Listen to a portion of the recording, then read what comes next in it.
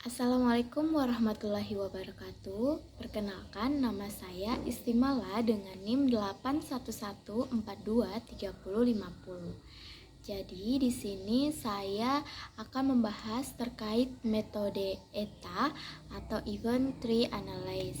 Jadi metode ETA ini adalah salah satu teknik asesmen dan juga salah satu teknik dalam manajemen risiko. Metode ETA atau biasa disebut dengan metode analisis pohon kejadian ini merupakan sebuah analisis untuk merepresentasikan ataupun menggambarkan sebuah urutan kejadian yang saling eksklusif dari suatu peristiwa risiko awal sesuai alur, baik itu dia berfungsi atau tidak berfungsinya sebuah sistem yang dirancang untuk menangani peristiwa yang ada. Untuk tujuan dari teknik atau metode ETA ini dia untuk menentukan apakah peristiwa tersebut dapat dikendalikan oleh sistem dan juga prosedur keselamatan yang telah didesain dan juga diterapkan dalam sistem, atau akankah peristiwa tersebut bisa berkembang menjadi suatu kecelakaan yang serius.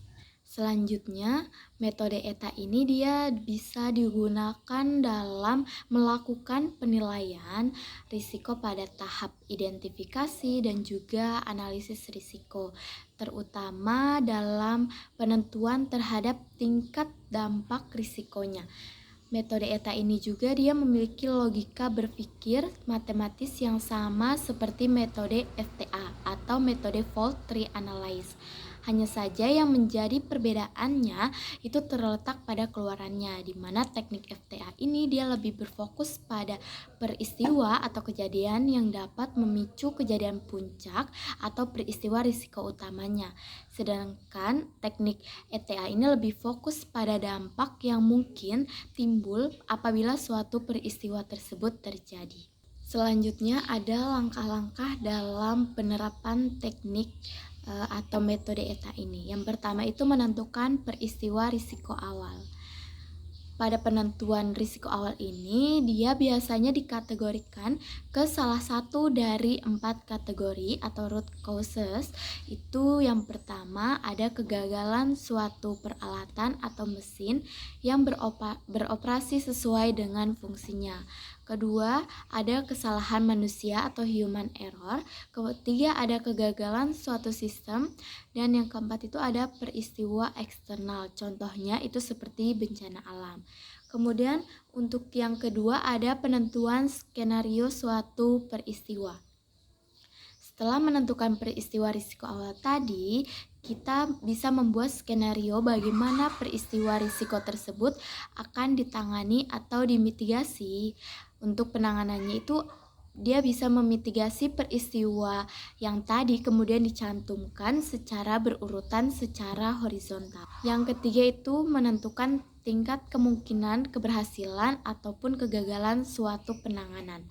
Untuk setiap penanganan yang diberikan, itu perlu dicantumkan tingkat kemungkinan keberhasilan ataupun tingkat dari kegagalan. Untuk tingkat kemungkinan tersebut, ini bisa dibuat berdasarkan penilaian-penilaian dari para ahli atau dengan menggunakan perangkat-perangkat lunak tertentu. Yang keempat, ini menentukan tingkat dampak suatu apabila skenario tersebut terjadi. Dari setiap skenario yang telah dibuat tadi, itu kita menentukan hasil akhir metode ETA dengan membuat perkiraan tingkat dampak yang akan diterima apabila suatu peristiwa itu terjadi. Dan pada tahapan ini kita bisa menentukan tingkat dampak dari suatu risiko dengan cara menentukan tingkat kriteria dampak risiko terlebih dahulu pada tahapan penetapan cakupan, konteks, dan juga kriteria dalam proses manajemen risiko. Dan yang kelima ini adalah melakukan evaluasi dan memberikan rekomendasi. Hasil akhir dari ETA yang tadi itu kita perlu evaluasi untuk memastikan bahwa seluruh upaya atau usaha peristiwa yang sudah penting itu dia dimasukkan ke dalam analisis dan juga dihitung hasil akhirnya. Setelah evaluasi dilakukan dan juga dirasa tidak ada perlu yang ditambahkan ataupun diperbaiki, kita bisa memberikan berupa keputusan yang akan diambil ataupun saran terkait keputusan yang akan diambil. Kemudian ada kekuatan dan juga kelebihan dari metode ETA. Yang pertama, metode ETA ini dapat digunakan pada sebuah sistem yang rumit. Yang kedua, metode ETA ini dia bisa membantu penggunanya membuat keputusan yang lebih tepat dalam pengenanganan suatu peristiwa. Dan yang ketiga itu ada metode ETA, dia bisa digunakan untuk menemukan beberapa alternatif dari suatu peristiwa risiko awal yang telah ditentukan tadi. Kemudian yang keempat, ini teknik atau metode ETA ini dia bisa digunakan dengan metode yang sederhana tanpa bantuan untuk perangkat lunak. Nah, kemudian ada kekurangannya ataupun kelemahannya di mana metode ETA ini dia tidak bisa mengidentifikasi semua peristiwa risiko awal. Yang kedua, metode ETA ini memiliki keadaan keberhasilan dan juga kegagalan dari suatu sistem yang ditangani. Yang ketiga, metode ETA ini dia bisa menyebabkan penggunanya tergiring untuk selalu dalam menyimpulkan persepsi optimis. Adapun beberapa contoh terkait metode ETA ini berikut untuk gambarnya.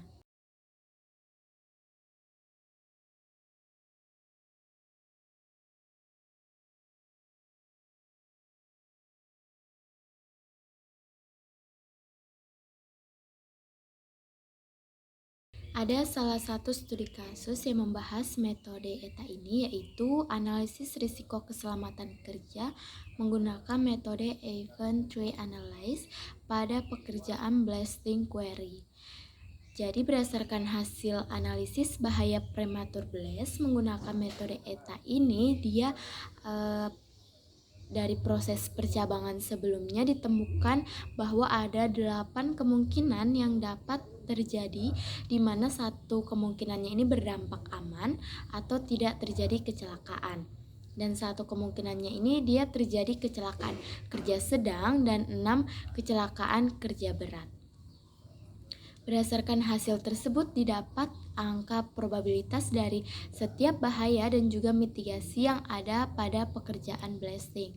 Untuk bahaya yang memiliki nilai probabilitas paling tinggi itu berada di angka 0,99 pada bahaya terkena flying rock dan paparan debu yang ada di lokasi pekerjaan. Sedangkan untuk nilai probabilitasnya yang paling rendah itu ada di angka 0,5 pada bahaya prematur blast. Berdasarkan hasil tersebut diketahui ada 4 risiko bahaya yang menjadi risiko awal terjadinya kecelakaan kerja. Yang pertama ada batu terbang, yang kedua ada gagal ledak, yang ketiga batu dan prematur atau ledakan prematur. Kemudian nilai tersebut yang telah didapatkan ini di mana para pekerja sudah mematuhi dan menggunakan seluruh aturan dan alat-alat keselamatan yang telah ditetapkan pada proyek tersebut.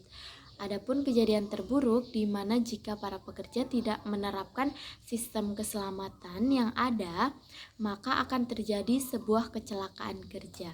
Dengan nilai probabilitasnya itu 0,09801 untuk bahaya flying rock dan juga debu, 0,62667 untuk bahaya mass fire, dan 0,495 itu untuk bahaya prematur blast. Nilai dari skema terburuk tersebut ini dia bisa terjadi jika para pekerja tidak menerapkan sistem keselamatan yang telah ditetapkan oleh proyek tersebut.